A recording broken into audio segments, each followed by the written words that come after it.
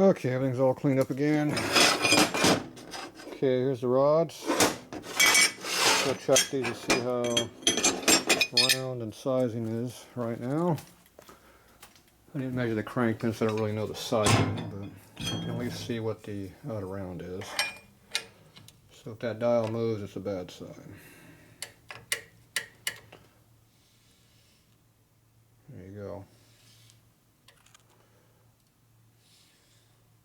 7/10 out. See, you move it like that, it moves. Ooh, big difference there. Half a thou.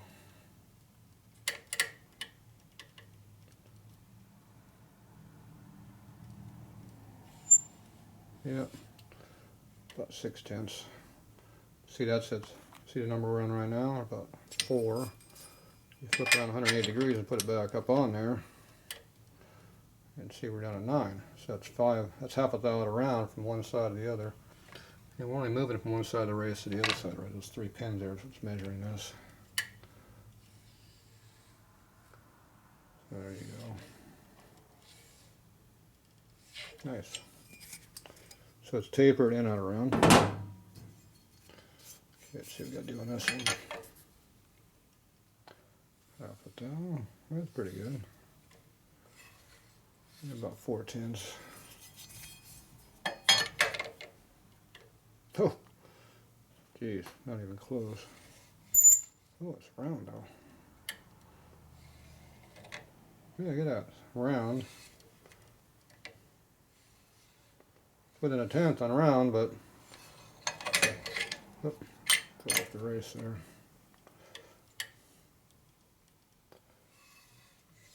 Ah, screwing my hand. So we're 12/10. This side of the rod, 5/10. Ah.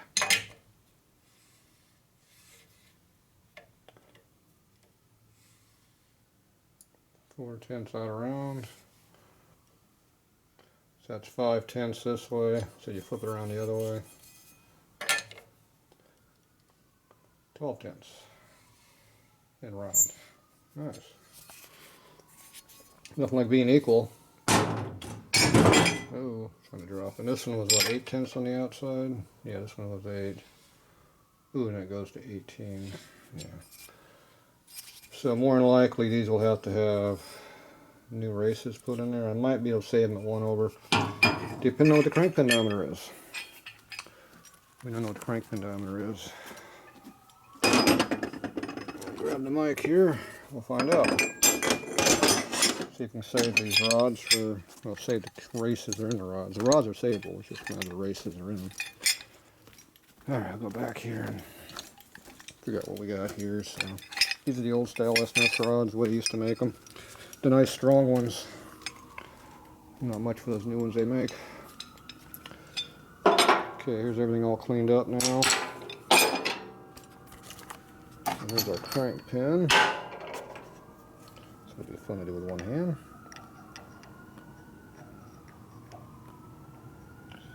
Here's your 1 thou under.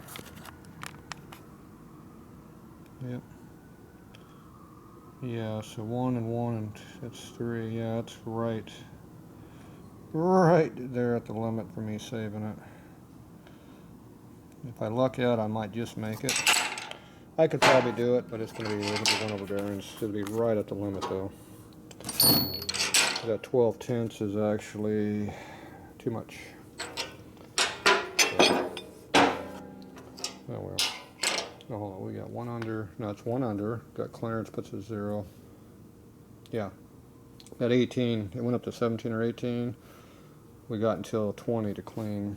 So if I make them loose, I can make them 22. So I should be able to save it. It'll be definitely be 1 over bearings. Like I said, this here doesn't look the best here. You hear me catching it. When your fingernail catches the stuff, you know it's not good. Alright, so we got clearance all in here like it's supposed to be.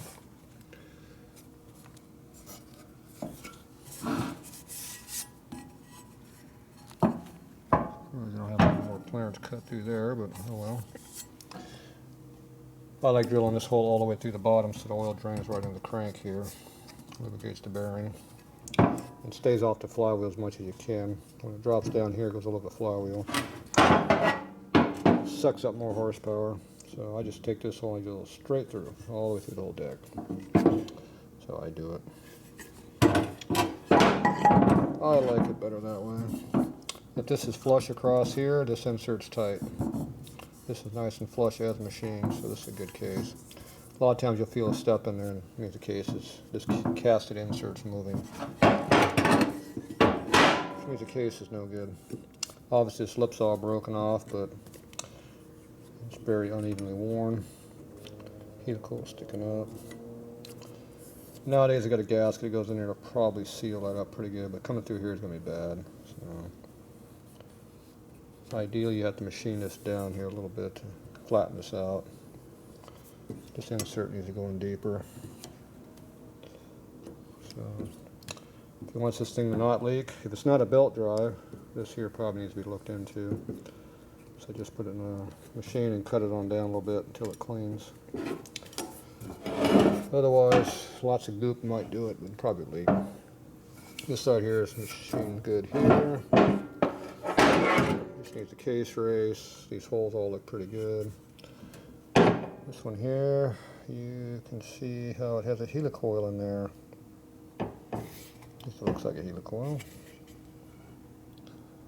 It might not be a helicoil, it might just be broken. Nope, that is broken metal. So that's a leaker. See, it's nothing to seal against right there, it's all gone. Just peeling the thread off. So that needs to be machined deeper into it. And then that should make it seal again. So that has to be machined. And looks like it's made to have an O-ring in there too. So it all needs to be remachined correctly. The rest of this stuff looks good. The surface looks pretty unflat through here though. Looks like it's curved like that to me.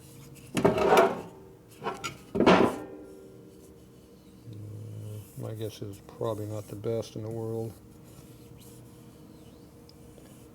I don't know, it just doesn't look right through here. It might just be the texture or something. So just pull these two dowels out, give it a quick flash cut, and then you know it's flat. It just doesn't look right. It doesn't look right, it's not flat. Flywheels, obviously, I don't like them too much. Like I said, they put the hole through here where it doesn't belong.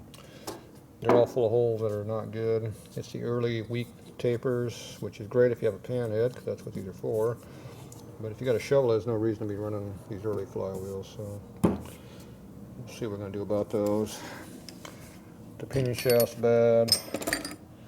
If you change the flywheel, you need to change out the pinion shaft. Crank pin's got a lot of miles on it. It's still usable, but it's got a lot of miles on it. Bearings are going to have to go to 1/overs, obviously. Cages are fine, gears are fine. This piece here, I have to throw in the lathe and make sure it's straight and true. This needs to be resurfaced slightly here on this side. This we to drop it.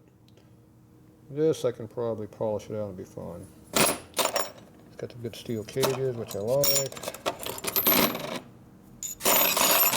All this stuff's good. I cleaned all the puke out of this. I had a lot of junk in there. Which that's all clean. And the rod set's definitely going to have to be big bearings. So let's see what we're going to do for parts on this motor. We might be doing some differences on the crank here. Me, I like to get a new crank and then sell this off to somebody who needs one for an old bike. That'd be my favorite way of doing things. These would be great for generator motors.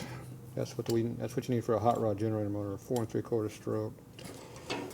That'll make that thing come to life. It won't live for a long time, but it'll come to life. That's what that Texas bike had in it. That 80 shovel, I think it was, the red one. It's also in the 72 lowrider Mexican bike that sounds so great. Same crank. They just don't live a long time, but they sure are fun when you're riding them. All right, so that's where we're at on this crank, on this motor here. So we're gonna see what we're gonna do on this thing. And we got the Sportster next to it, we just did two. 2 in one day I've done. Oh boy, lots of cleaning. I didn't even drop anything on my feet either. Great. Okay, that's it for tonight. Should have been working on my panhead instead of working on customer crap, but oh well. So much for my day off. That's it for tonight. It's time to go home.